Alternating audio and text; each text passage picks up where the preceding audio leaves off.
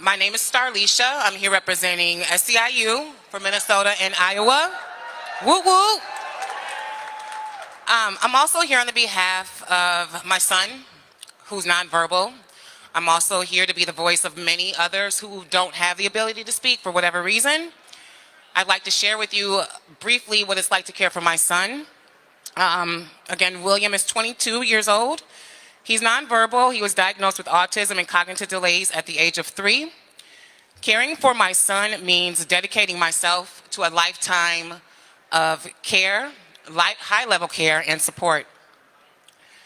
My son William requires care 24 hours a day. He needs assistance when he uses the bathroom, when he's grooming, when bathing, dressing, and eating. Although William is 22, he will never enjoy the privilege of driving a car. He may never be able to live on his own or understand the empowering sense of freedom and choice, individuality, and independence.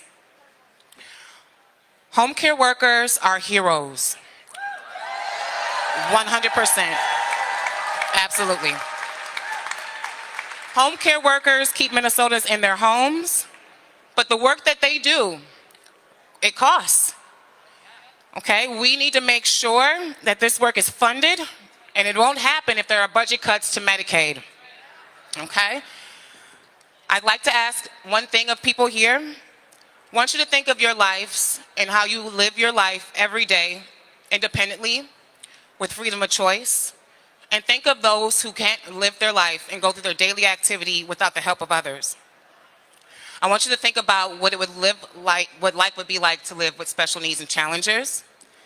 I'd also like to thank you for your time. Thank you so much. My name is Deb Housey, and I'm a home care worker. I'm a proud member of SEIU Healthcare Minnesota and Iowa. I'm proud to be here with Starlisha to make clear funding this work is good for workers and not those getting care. I've done home care work for over 30 years. I care for so many people, including a woman who was 100 years old, to help her stay in her home and live in dignity. I love caring for people, and I know that our work is very important.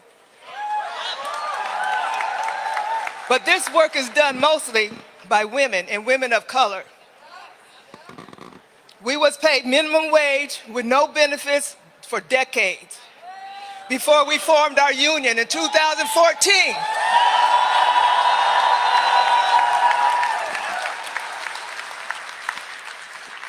These conditions cause short staffing and hurt seniors and people with disabilities across the state.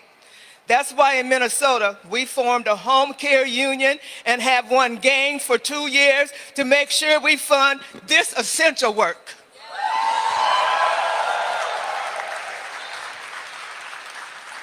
Essential workers across this state have been played down. All essential workers across this state. We worked in the pandemic.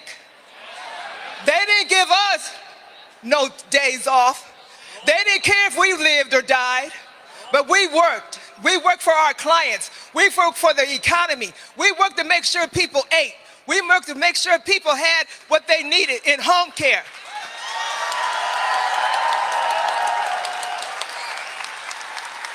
We made big improvements, but our industry is still in a crisis.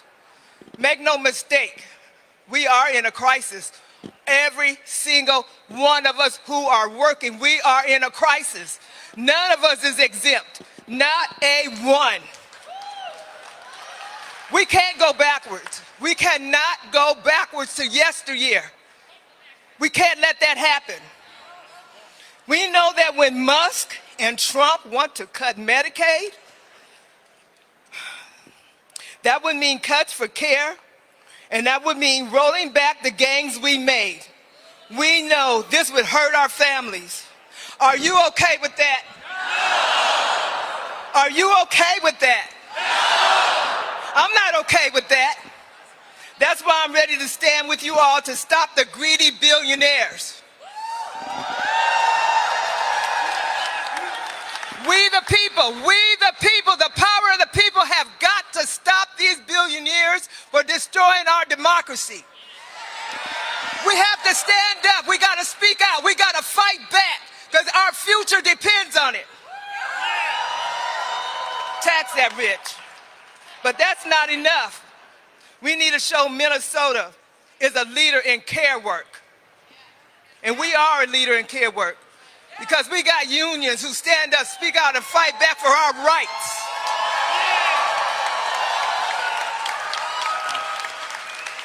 So taxing the rich, so we have the money to make sure every person in our state gets quality care and every care works, gets the pay and the benefits we need to care for our people, ourselves.